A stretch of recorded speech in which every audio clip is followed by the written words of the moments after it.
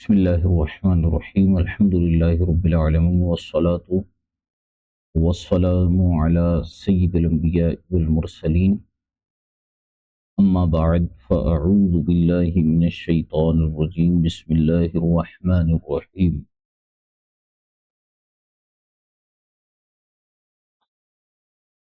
شرح عقود رسم المفتی کے دروس کا سلسلہ چل رہا ہے اور قول راجح کے حوالے سے علامہ شامی علیہ الرحمہ گفتگو فرما رہے ہیں، اور اسی پہلے شعر کی تشریح میں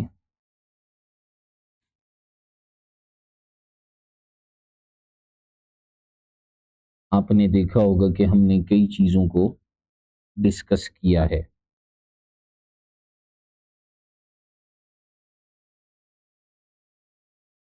آگے بھی ہم مزید کچھ چیزیں آج ڈسکس کریں گے۔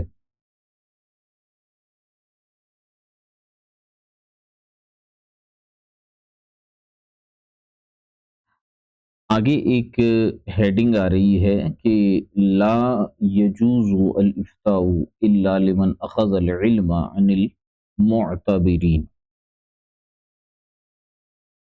کہ کسی شخص کا جو ہے وہ فتویٰ دینا جائز نہیں ہے مگر وہ شخص کہ جس نے معتبر علماء سے علم حاصل کیا ہے، اخذ کیا ہے۔ علامہ شامی رحمۃ اللہ تعالی علیہ ارشاد فرماتے ہیں کہ میں نے علامہ ابن حجر رحمۃ اللہ تعالی علیہ کے فتاوی میں یہ بات دیکھی۔ اب یہ فتاوی الکبریٰ کی بات ہو رہی ہے، اس میں یہ فرماتے ہیں کہ سئل فی شخص یقرأ ویطالع فی الکتب الفقہیۃ بنفسہ ولم یکن لہ شیخ، بہت اہم چیز ہے یہ۔ علامہ ابن حجر سے یہ سوال کیا گیا ایک ایسے شخص کے بارے میں کہ جو قراءت کرتا ہے کتابوں کا اور مطالعہ بھی کرتا ہے، لیکن بنفسی ہی کرتا ہے، ولم یکن لہ شیخ، اور اس کا کوئی شیخ، مربی اور استاد نہیں ہے، ویفتی ویعتمد علی مطالعتہ فی الکتب، اور وہ فتویٰ بھی دیتا ہے اور وہ اعتماد کرتا ہے اپنے مطالعہ میں موجود کتب پر، تو فہل یجوز لہ ذالک ام لا، کیا اس کے لیے اس طرح سے کرنا جائز ہے یا نہیں؟ تو اس کا جواب دیتے ہوئے آپ علیہ الرحمہ نے فرمایا کہ لا یجوز لہ الافتاء بوجہ من الوجوہ، ایسا شخص جو کہ کتابوں کا خود مطالعہ کرتا ہے، اپنے مطالعہ پہ اعتماد کرتا ہے، اس کے لیے، اور اس کا کوئی استاد، کوئی مربی، کوئی شیخ نہیں ہے، تو کسی بھی طور پر، کسی بھی طریقے پر اس کا فتویٰ دینا یہ جائز نہیں ہے۔ وجہ اس کی یہ بیان کی ہے علامہ ابن حجر نے کہ لِأَنَّهُ عامی جاہل، ایسا شخص عامی اور جاہل ہے، یعنی ایسا شخص اس حیثیت کا ہے کہ گویا کہ جوہلا جس طرح سے ہوتے ہیں وہ ہے، لا یدری ما یقول، اسے تو یہ بھی نہیں پتا کہ وہ کیا کہہ رہا ہے، ٹھیک ہے، کیونکہ اس کا اعتماد اپنے مطالعہ پر ہے اور مطالعہ میں اس سے خطا واقع ہو سکتی ہے، کچھ کا کچھ سمجھ جائے، کوئی عبارت جس کا اصل ماخذ، اصل مرجع، اصل مصدر کچھ اور ہے، اصل مفہوم اس کا کچھ اور ہے، لیکن وہ جو ہے وہ کسی اور طور پر اس عبارت کو سمجھ رہا ہے، تو ایسا شخص تو پھر جاہل ہے، ہم اسے عالم نہیں کہیں گے۔ معلوم ہوا کہ استاذ کا ہونا بہت ضروری ہے، بل الذي يأخذ العلم عن المشايخ المعتبرين لا يجوز له أن يفتي من کتاب ولا من کتابین، بلکہ آپ نے فرمایا کہ وہ شخص جو مشائخ معتبرین سے بھی اگر علم حاصل کرتا ہے تو اس کے لیے بھی یہ بات جائز نہیں ہے کہ وہ کسی ایک یا دو کتابوں کو دیکھ کر فتویٰ دے۔ علامہ نووی فرماتے ہیں 10 کتابوں سے بھی دیکھ کر فتویٰ دینے کی اسے اجازت نہیں، ٹھیک ہے۔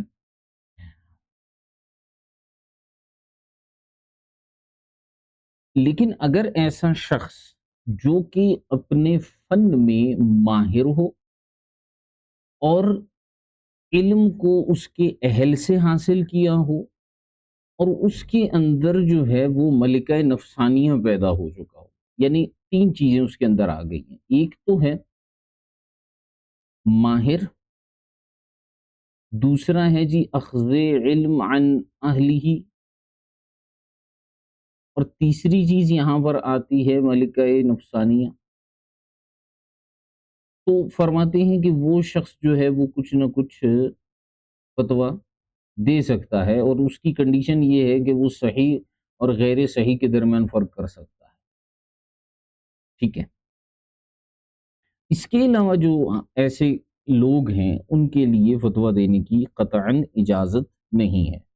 تو آج کے دور میں دیکھ لیجئے کہ آج کے دور میں کوئی بھی بندہ جو ہے وہ چند کتابیں پڑھ کر اپنے آپ کو بہت بڑا عالم اور مفتی سمجھ لیتا ہے، تو علامہ ابن حجر اور امام نووی اور دیگر مشائخ علامہ شامی ان کے نزدیک ایسے شخص کا کوئی اعتبار اور بھروسہ نہیں کیا جا سکتا، ٹھیک ہے۔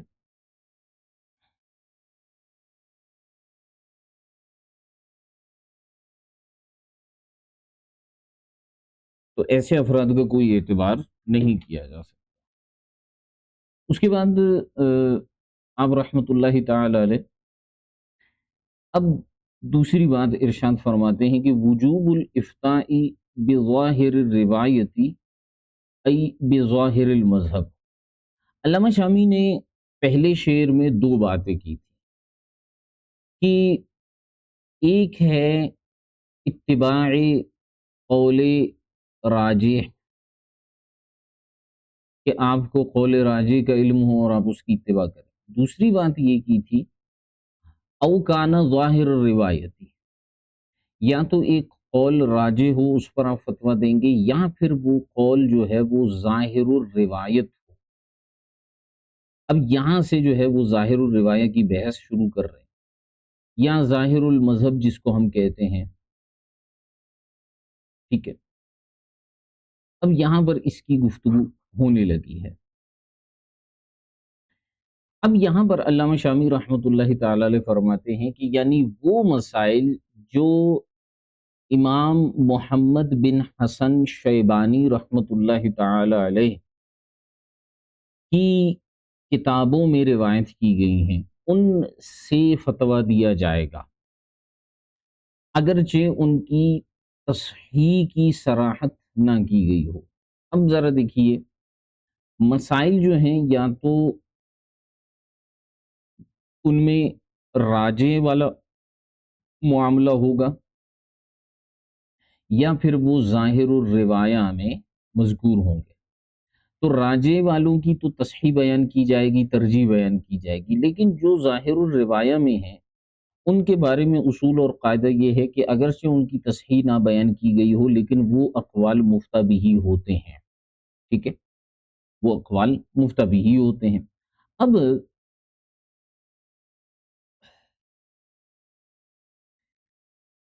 ایک قول یہاں پر بیان کیا گیا ہے علامہ طرطوسی کا، انہوں نے فرمایا کہ ان القاضی المقلد لا يجوز له ان يحكم الا بما هو ظاہر المذہب، جو قاضی مقلد ہوتا ہے تو اس کے لیے جائز نہیں ہے کہ وہ ظاہر مذہب کے علاوہ کسی مسئلے کے اوپر جو ہے وہ حکم لگائے، نہ ہی وہ روایت شاذہ کے اوپر جو ہے وہ حکم لگا سکتا ہے، ٹھیک ہے۔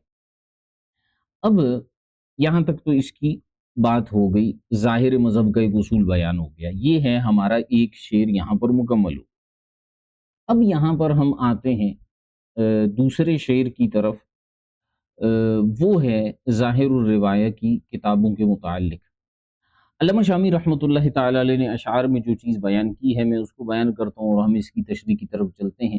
آپ نے فرمایا وَكُتُبُ ظاہر الروایت اتت ستا وبالاصول ایضا سمیت صنفها محمد الشیبانی حرر فیها المذهب النعمانی الجامع الصغیر والکبیر والسیر الکبیر والصغیر ثم الزیادات مع المبسوط تواترت بالسند المضبوط كذا له مسائل النوادر اسنادها في الكتب غير ظاهر وبعدها مسائل النوازل خرجها الاشیاخ بالدلائل۔ تین کیٹیگریز علامہ شامی علیہ الرحمہ بیان کرتے ہیں، ٹھیک ہے۔ مسائل کی تین کیٹیگریز علامہ شامی علیہ الرحمہ نے بیان کی۔ نمبر ایک ہیں جن کو ہم ظاہر الروایہ کہتے ہیں یا ظاہر مذہب کہتے ہیں، اور ایک نام ان کو علامہ شامی نے اور دیا ہے اصول۔ یہ کیٹیگری نمبر 1 ہوئی ہمارے پاس۔ اچھا، کیٹیگری نمبر 2 ہمارے پاس جو ہے وہ ہے نوادر کی، صحیح ہے، اور نمبر 3 جو ہمارے پاس آتی ہے وہ ہے نوازل کی، ٹھیک ہے۔ ظاہر الروایہ جو ہے وہ امام محمد رحمۃ اللہ تعالی علیہ کی تصنیف کردہ ہے، امام محمد بن حسن شیبانی۔ امام اعظم رحمۃ اللہ تعالی علیہ کے 2 شاگرد بڑے مشہور و معروف گزرے ہیں۔ ایک شاگرد امام اعظم کے جو ہیں وہ ہیں امام ابو یوسف، ٹھیک ہے، امام ابو یوسف ہیں، اور دوسرے جو شاگرد ہیں ان کا نام ہے امام محمد، ٹھیک ہے۔ امام ابو یوسف کا جو نام ہے وہ اصل میں ہے یعقوب، ٹھیک ہے، یہ آگے آئے گا، آپ اس کو دیکھیے گا۔ دوسرے ہیں امام محمد، ان دونوں کو کہا جاتا ہے صاحبین۔ امام ابو یوسف اور امام محمد میں جو سینئر ہیں وہ امام ابو یوسف ہیں، جن کو ثانی امام بھی کہا جاتا ہے، ٹھیک ہے۔ تیسرے نمبر پہ جو ہے وہ امام محمد ہے۔ اب امام محمد نے بہت ساری کتابیں تصنیف کی ہیں، ان میں سے 6 کتابیں ہیں جن کو ظاہر الروایہ، ظاہر مذہب یا اصول کہا جاتا ہے۔ وہ کون کون سی 6 کتابیں ہیں، ان کے نام جو ہیں وہ علامہ شامی نے یہاں پر گنوائے ہیں، سب جانتے ہیں۔ وہ کون کون سے ہیں؟ وہ نمبر 1 جو ہے ہمارے پاس جو آتا ہے جامع صغیر،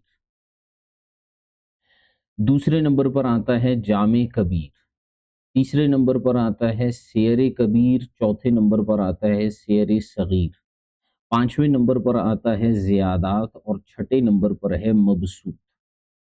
یہ ان کے بارے میں فرمایا کہ تواترت بالسند المضبوط، ان کی جو سند ہے وہ مضبوط ہے اور متواتر ہے۔ اس کے بعد جو ہے وہ نوادر آتے ہیں، اور نوادر کی جو سندیں ہیں اسنادها فی الکتب غیر ظاہر، کتابوں میں ان کی سندیں غیر ظاہر ہیں، یعنی ظاہر الروایہ سے کم درجے کی ہیں۔ اور اس کے بعد مسائل نوازل آتے ہیں جن کو دیگر اشیاخ نے، دیگر علماء نے جو ہے جن کی تخریج کی ہے۔ اب آپ نے پیچھے یہ چیز پڑھی ہوئی تھی، اب ذرا سمجھیے گا اس چیز کو۔ ایک ہم نے پڑھا ہوا تھا جو پیچھے گزرا ہے، طبقات فقہا، ٹھیک ہے، فقہاء احناف، وہ 7 تھے، ہم نے ان کو دیکھا۔ دوسری ایک چیز ہمارے پاس آتی ہے طبقات مسائل اور مسائل حنفیہ۔ یہ ہمارے پاس کتنے طبقے ہیں، اور مسائل کی ہم کیا کہتے ہیں؟ پہلے ہم نے فقہا کی کیٹیگری کی، اب ہم مسائل کی اگر کیٹیگری کی طرف آتے ہیں تو مسائل کتنے ہیں؟ تو مسائل کے جو 3 کیٹیگریز ہیں وہ ہیں 3۔ مسائل کی جو کیٹیگریز ہمارے پاس بنتی ہیں وہ بنتی ہیں 3، ٹھیک ہے۔ جو پہلی کیٹیگری ہمارے پاس آتی ہے وہ کون سی ہے؟ تو پہلی کیٹیگری وہ ہے کہ جسے مسائل اصول کہا گیا ہے۔ کیا کہا گیا ہے؟ مسائل اصول، ٹھیک۔ اچھا، مسائل اصول جو ہیں انہی کو ظاہر الروایہ بھی کہا جاتا ہے، انہی کو ہم ظاہر الروایہ بھی کہتے ہیں، اب یہ کون سے مسائل ہیں، ذرا سمجھیے گا اس وقت اس کے بارے میں۔ فرمائیں کہ یہ وہ مسائل ہیں جن کو اصحاب امام نے، اصحاب مذہب نے، سوری، یہ وہ مسائل ہیں جو اصحاب مذہب یعنی ائمہ ثلاثہ، امام اعظم، امام ابو یوسف اور امام محمد، ان سے روایت کردہ مسائل ہیں۔ امام اعظم، امام ابو یوسف اور امام محمد سے مسائل جو روایت کیے گئے ہیں، انہی حضرات کو علماء ثلاثہ بھی کہا جاتا ہے۔ کبھی کبھی ان کے ساتھ چوتھے نمبر پر امام ظفر کو بھی ملایا جاتا ہے، لیکن ویسے جو ہے علماء ثلاثہ کے ہی مسائل کو، بیان کردہ مسائل کو ظاہر الروایہ، ظاہر مذہب یا مسائل الاصول کہا جاتا ہے، ٹھیک ہے۔ اور کبھی کبھی جو ہے امام ظفر کے ساتھ پانچویں نمبر پر جو ہے وہ امام حسن بن زیاد، یہ حسن جو ہیں یہ کون سے ہیں؟ حسن بن زیاد، ان کو بھی جو ہے وہ ملایا جاتا ہے، ٹھیک ہے۔ بہرحال کیونکہ امام اعظم کے شاگرد تو بہت سارے تھے، تو اس لیے ان کو بھی کبھی کبھی ملایا جاتا ہے، لیکن جو غالب ہے اور اکثر ہے وہ یہی ہے کہ جو ائمہ ثلاثہ ہیں یا علماء ثلاثہ ہیں اس مذہب کے، وہ جو ہیں یہاں پر ان سے روایت کردہ مسائل کو جو ہے ہم ظاہر الروایہ کہتے ہیں یا مسائل اصول کہتے ہیں، ٹھیک ہے۔ بات آ رہی سمجھ میں؟ انہی مسائل کو ظاہر الروایہ اور اصول بھی کہا جاتا ہے، اور یہ مسائل آپ کو ملیں گے کہاں؟ یہ مسائل آپ کو ملیں گے امام محمد کی کتب ستہ کے اندر۔ کتب ستہ کے اندر، 6 کتابوں کے اندر امام محمد کی آپ کو کتابوں میں یہ مسائل ملیں گے، ٹھیک ہے۔ وہ 6 کتابیں کون کون سی ہیں؟ مبسوط ہے، زیادات ہے، جامع صغیر ہے، سیر صغیر ہے، جامع کبیر ہے اور سیر کبیر ہے، ٹھیک ہے۔ ان کو ظاہر الروایہ اس لیے کہا جاتا ہے کیونکہ یہ ظاہر الروایہ کہنے کی اس کی وجہ یہ ہے کیونکہ انہیں ان روایات کو، ان کو مسائل کو جو ہے امام محمد سے روایت کیا گیا ہے، روایت ثقات کے ذریعے سے، اور یہ امام محمد سے ثابت ہیں یہ مسائل، یا تو تواتر کی حد تک یا تو شہرت کی حد تک، یعنی یہ خبر واحد نہیں ہے، یا تو یہ متواتر ہیں یا مشہور ہیں، ٹھیک ہے۔ یہ ہو گئے پہلی کیٹیگری کے مسائل۔ دوسری جو کیٹیگری ہمارے پاس آتی ہے وہ کہلاتی ہے مسائل نوادر کی۔ یہ کون سے مسائل ہیں؟ یہ وہ مسائل ہیں جن کو روایت کیا گیا ہے امام اعظم رحمۃ اللہ تعالی علیہ کے شاگردوں سے، اصحاب مذہب سے، لیکن یہ ان 6 کتابوں میں یہ مسائل ہم کو نظر نہیں آئیں گے، بلکہ امام محمد کی دیگر کتابوں میں نظر آئیں گے۔ امام محمد کی دیگر کتابیں جیسے کیسانیات، ہارونیات، جرجانیات، رقیات، اس طرح کی کتابوں میں آپ کو نظر آئیں گے، ٹھیک ہے۔ ان کو غیر ظاہر الروایہ کہا جاتا ہے کیونکہ یہ امام محمد سے ظاہر الروایہ کے طور پر یعنی تواتر یا شہرت کے طور پر ثابت نہیں ہے، جس طرح سے وہ 6 کتابوں میں مسائل مذکور آپ کو ملیں گے، ٹھیک ہے۔ اچھا، اس کے علاوہ جو ہے وہ کچھ اور کتابیں بھی ہیں، جیسے امام محمد کے علاوہ کی جو دیگر کتابیں ہیں ان کو بھی ہم نوادر میں لے کر آتے ہیں۔ اب اس میں آ گیا کتاب المجرد امام حسن بن زیاد کی، اور کتب الامالی جو کہ امام ابو یوسف علیہ الرحمہ کی ہیں، تو یہ بھی 6 ہی بنتے ہیں، اور اس کے علاوہ بھی کچھ اور ہیں، یہ نوادر کہلاتے ہیں، ٹھیک ہو گیا۔ اچھا، امالی کا نام آپ نے بار بار سنا ہوگا۔ امالی کس کو کہتے ہیں؟ امالی بہت آسان سی بات ہے، املا کی جمع ہے۔ تو امام محمد رحمۃ اللہ، امام ابو یوسف رحمۃ اللہ تعالی علیہ نے اپنے شاگردوں کو جو املا کرائی ہے وہ مسائل، وہ کتاب الامالی کہلاتے ہیں۔ کتاب الاملا کا مطلب بھی یہی ہوتا ہے، اپنے اسکول وغیرہ میں پہلے پڑھا ہوگا کہ ٹیچر جو ہے وہ کچھ بول رہا ہوتا ہے اور طلبہ، اسٹوڈنٹس اس کو لکھ رہے ہوتے ہیں، اس کو جو ہے وہ املا کہا جاتا ہے، اسی کی جمع امالی ہے، صحیح ہے۔ تو اب یہ جو امالی ہوتے ہیں یہ اس مصنف کی اپنی تو تصنیف نہیں ہوتی، اس کی بولے ہوئے الفاظ ہوتے ہیں، تو ہو سکتا ہے کہ شاید سننے والوں کو کہیں پر غلطی بھی واقع ہوئی ہو، اس وجہ سے عمالی اتنے معتمد نہیں ہوتے، ٹھیک ہے۔ یہ ہو گئی دوسری کیٹیگری مسائل احناف کی۔ تیسری کیٹیگری اور آخری کیٹیگری جو ہمیں نظر آتی ہے وہ آتی ہے الفتاوی والواقعات کی، جس کو نوازل کہا گیا ہے، ٹھیک ہے۔ یہ وہ مسائل ہیں کہ جو مجتہدین اور متاخرین نے جن مسائل کا استنباط کیا ہے، جب ان سے سوالات ہوئے ہیں انہوں نے ان کے جوابات دیے ہیں، تو یہ جو ہے وہ فتاوی اور واقعات کہلاتے ہیں، نوازل ان کو کہا جاتا ہے، ٹھیک ہے۔ تو فی الحال ان تین کیٹیگریز کو اپنے ذہن میں یاد رکھیے گا، اور جس طرح سے میں نے آپ کو بیان کیا ہے ان کو ذہن نشین کر لیں تو انشاءاللہ آپ کے لیے کوئی مسئلہ نہیں۔ تو پیچھے ہم نے یہ پڑھا تھا کہ بھئی طبقات احناف جو ہیں، فقہائے احناف، وہ 7 ہیں جو ہم بیان کر چکے ہیں، ٹھیک ہے۔ مسائل احناف کے جو طبقے ہیں وہ 3 ہیں، کیا کہتے ہیں اس کو، مسائل اصول، ٹھیک ہے، اور اس کے ساتھ ساتھ جو ہے وہ نمبر 2 آپ کے آئیں گے نوادر، اور نمبر 3 جو ہے وہ نوازل، ٹھیک ہے۔ یہ 3 طرح کے مسائل اصول جو ہیں وہ ظاہر الروایہ کہلاتے ہیں، ٹھیک ہے۔ امام محمد کی 6 کتابیں، صحیح ہے۔ نوادر جو ہے وہ مکس ہیں، امام محمد کی بھی ہیں اور دیگر کی بھی ہیں، دیگر اصحاب مذہب کی بھی ہیں، لیکن ان کی روایت اتنی ثقہ نہیں ہے جتنی ظاہر الروایہ کی۔ اور نوازل جو ہے دیگر فتاوی وغیرہ، فتاوی اور واقعات کو ہم کہتے ہیں، اور دیگر مشائخ نے جو استنباط کیے مسائل کے ان کو ہم کہتے ہیں۔ تو یہ اس طرح سے 3 کیٹیگریز مسائل احناف کے بن گئے۔ تو امید ہے کہ یہ آپ کو اچھی طرح سے سمجھ میں آ گئے ہوں گے۔ اگر اس کے متعلق کوئی سوال کرنا چاہتے ہیں تو سوال کر سکتے ہیں، جی، کوئی سوال کرنا چاہیں گے اس حوالے سے؟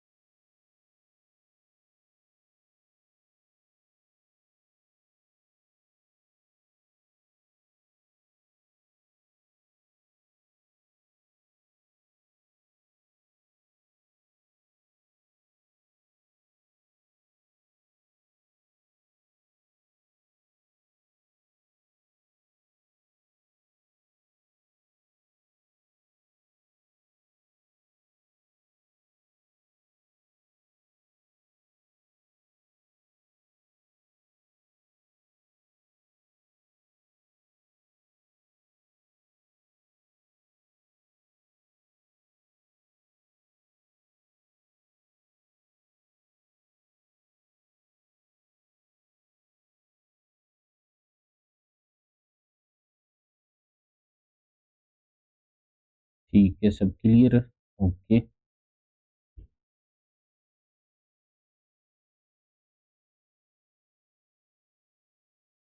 چلیں۔ اچھا، کل والے سبق میں رہن والی مثال کی وضاحت، اس کو آپ پڑھ کے آئیے، انشاءاللہ الکریم میں اس کو جو ہے وہ آپ کو پھر کل کے سبق میں بتا دوں گا انشاءاللہ۔ ائمہ ثلاثہ سے مراد امام صاحب اور صاحبین ہوتے ہیں۔ امام ظفر کا تذکرہ کم ہوتا ہے، اس کی وجہ، امام ظفر کا تذکرہ کم نہیں ہوتا، بہت ہوتا ہے، اور آگے ہم ایسے کچھ مسائل احناف آپ کو بتائیں گے جس میں صاحبین کے قول کو، امام اعظم کے قول کو چھوڑ کر جو ہے ہم نے امام ظفر کے قول پر فتویٰ دیا ہے۔ تو امام ظفر بھی ہلکے نہیں ہیں، لیکن بات یہ ہوتی ہے کہ جو افراد امام صاحب کی صحبت میں زیادہ رہیں اور انہوں نے امام صاحب سے زیادہ جو ہے وہ استفادہ کیا ہے، تو ان حضرات کی وسعت علمی زیادہ ہے، اس وجہ سے ان کا ذکر زیادہ ہوتا ہے۔ پھر جتنی فقہ حنفی میں محنت امام محمد نے اور امام ابو یوسف نے کی ہے، اتنی محنت جو ہے وہ دیگر نے نہیں کی، ٹھیک ہے۔ امام ابو یوسف کا کام درس و تدریس، قضاء، یہ چیزیں تھیں، اور امام محمد کا سب سے اہم ترین کام یہ تھا کہ انہوں نے وہ روایات جو ہے وہ کتابی شکل میں محفوظ کر لی جو انہوں نے اپنے استاد اور امام ابو یوسف سے سنی تھی۔ تو اس وجہ سے ان کا ذکر زیادہ ہوتا ہے، اور دیگر کا ذکر جو ہے ان کے مقابلے میں کم ہوتا ہے، ویسے ان کا ذکر بھی ماشاءاللہ سے زیادہ ہی ہوتا ہے، ٹھیک ہے جناب۔ السلام السلام علیکم سر۔ وعلیکم السلام ورحمۃ اللہ وبرکاتہ۔ سر یہ امام ظفر صاحب کے بارے میں وہ بات مجھے یاد آ گئی۔ ہم ہوں جب بھی طالب علم میں فقہ کے جتنی بھی کتابیں پڑھ چکے ہیں نا، تو وہ ہوں وہاں پہ سارے کے سارے میں امام ظفر صاحب جو ہے نا، ان امام ابو یوسف اور امام محمد صاحب کے ساتھ اکثر وہ اختلاف کرتے تھے ہر جگہ پہ۔ ہوں تو ہمارے طلباء میں اتنا مشہور ہو گیا کہ کوئی جو ہے نا طلباء سے ادھر ادھر اختلاف کرتے تھے تو ڈائریکٹ ان کو امام ظفر کہتے تھے کہ یہ ظفر پھر آ گیا نا۔ تو ویسے میرے خیال میں اس کو امام صلی اللہ علیہ وسلم نے اس وجہ سے شامل نہیں کیا کہ انہوں نے اختلاف بہت کیا ہے۔ اختلافات تو دیکھیں ہوتے ہیں نا، لیکن ہر ایک کا یوں سمجھیے کہ ہمارے امام اعظم رحمت اللہ تعالی علیہ ان کے استاد ہیں، اور وہ جی ایسے استاد نہیں تھے جیسے آج کل کے زمانے کا استاد ہوتا ہے کہ وہ طلبہ کو شروحات سے اور یہاں وہاں سے گزارا کر کے جو ہے وہ پڑھا لیتا ہے۔ وہ افراد تیار کرنے والے استاد تھے امام اعظم۔ اب انہوں نے جس انداز میں، جس طور پر، جس طریقے پر حضرت امام ابو یوسف کی تربیت کی، وہ ایک الگ رنگ تھا، اور اس کی جھلک ہمیں پھر حضرت امام ابو یوسف کی زندگی میں نظر آتی ہے کہ آپ قاضی القضا بن گئے، قاضی ابو یوسف کے نام سے مشہور ہو گئے۔ امام محمد رحمۃ اللہ تعالی علیہ کی تربیت اور ان کو علم کا جو انداز آپ نے سکھایا اور دیا، وہ ایک الگ ہی رنگ تھا۔ امام محمد رحمۃ اللہ تعالی علیہ روایات کے بڑے شوقین تھے، اور کتابوں کو جمع کرنا، روایات اور احادیث مبارکہ کی طرف ان کا بڑا رجحان تھا، تو ان کو وہی رنگ دیا گیا۔ حضرت امام ظفر رحمۃ اللہ تعالی علیہ عقلی دلائل میں اور گہرائی میں جو ہے وہ بڑے مشہور تھے۔ ان کے اختلافات ہمیں نظر تو آتے ہیں، لیکن امام ظفر کو اگر دیکھا جائے نا، تو یہ بعض جگہوں پہ انہوں نے بڑی ٹیکنیکل باتیں کی ہیں، جس کی وجہ سے فقہائے احناف بعد والے مجبور ہو گئے کہ انہوں نے امام ظفر کے اقوال پر بھی میرے خیال سے غالباً 15 یا 20 کے قریب ایسے مسائل ہیں کہ جہاں جو ہے وہ ان سب کو چھوڑ کر امام ظفر کے قول پر فتویٰ دیا گیا ہے۔ تو اس کی مین وجہ یہی ہے کہ امام ظفر رحمۃ اللہ تعالی علیہ کی سوچنے کا اور سمجھنے کا انداز ہی مختلف تھا، تو ان کو ایک الگ سے رنگ دیا گیا ہے۔ اور یہ اختلاف جو ہمیں نظر آتا ہے نا، تو بظاہر ہم سمجھتے ہیں ٹھیک ہے یار، ان کے قول کو چھوڑ دیے تو مفتبی، لیکن آپ یہ دیکھیں کہ قیامت تک ان کے اقوال پڑھائے جا رہے ہیں۔ کیوں؟ اس کی وجہ یہ ہے کہ دور اور زمانہ بدل رہا ہے۔ ایسے کئی مسائل مستقبل میں بھی آ سکتے ہیں کہ جہاں پر ہم مجبور ہوں گے کہ ہم صاحبین کے قول کو چھوڑ کر امام ظفر کے قول پر فتویٰ دے دیں۔ کیوں؟ کیونکہ ان کا قول بھی لاجیکلی حیثیت رکھتا ہے، وہ جو ہے وہ اندھیرے میں تیر چلانے کے مترادف نہیں ہے۔ اس لیے میں یہ سمجھتا ہوں کہ ان کا مقام اور ان کا مرتبہ اپنی جگہ بالکل مسلم ہے۔ جی اور دوسری بات سر، یہ امام ابو حنیفہ صاحب اور اس طرح امام ابو یوسف صاحب اپنے نام پہ اتنے مشہور نہیں ہے، یہ اس کا کوئی وہ ہے وجہ؟ کون؟ امام ابو یوسف صاحب ہے نا، اس کا اپنا نام تو یعقوب ہے، جی جی۔ لیکن وہ امام ابو یوسف پہ زیادہ مشہور ہے۔ اس طرح امام ابو حنیفہ، یہ جو نا اس بس القابات پہ یہ زیادہ اصل مشہور میں ہے۔ دیکھیں، اصل میں کنیتوں کے ساتھ جو ہے نا وہ بہت سارے علماء مشہور ہوتے ہیں۔ اعلیٰ حضرت جی جو ہیں وہ امام احمد رضا نام ان کا ہے، لیکن اعلیٰ حضرت کے نام سے مشہور ہے۔ اچھا، علامہ شامی ہیں، شامی کے نام سے وہ مشہور ہیں، حالانکہ ان کا نام جو ہے ابن عابدین ہے۔ ابن عابدین بھی ویسے ان کی کنیت ہے، لیکن وہ ان چیزوں سے مشہور ہے۔ غزالی، غزالی کے نام سے مشہور ہے۔ تو یہ ان چیزوں کی وجہ سے جو ہے وہ مشہور ہیں۔ لیکن آگے وہ ایک بات آئے گی کہ امام ابو یوسف رحمۃ اللہ تعالی علیہ نے وصیت کی تھی، امام محمد کو یہ کہا تھا کہ جب آپ روایات میں میرا اور میرے استاد کا نام لے کر آئیں گے نا، اس وقت آپ نے ابو یوسف نہیں کہنا، وہاں پر یہ کہنا ہے کہ عن یعقوب عن ابی حنیفہ، کیونکہ اگر میرے استاد کی کنیت استعمال ہو رہی ہے تو یہ ان کے شایع نشان نہیں ہے کہ میری بھی کنیت وہاں پر استعمال ہو، وہاں میرا نام استعمال ہو۔ تو پہلے کے زمانے میں ادبن جو ہے، چونکہ ان کا نام سب سے زیادہ لینے والے امام محمد ہیں، تو امام محمد رحمۃ اللہ تعالی علیہ امام ابو یوسف کی بڑی قدر کیا کرتے تھے، وہ انہیں ابو یوسف کہا کرتے تھے۔ اسی وجہ سے کتابوں میں شروع میں ہی ان کا نام اتنا مشہور ہو گیا کہ بعد والے انہیں ابو یوسف ہی کہتے رہے۔ ٹھیک ہے جناب، ٹھیک ٹھیک، تھینک چل یو سر۔ جزاکم اللہ تعالی خیرا کثیرا۔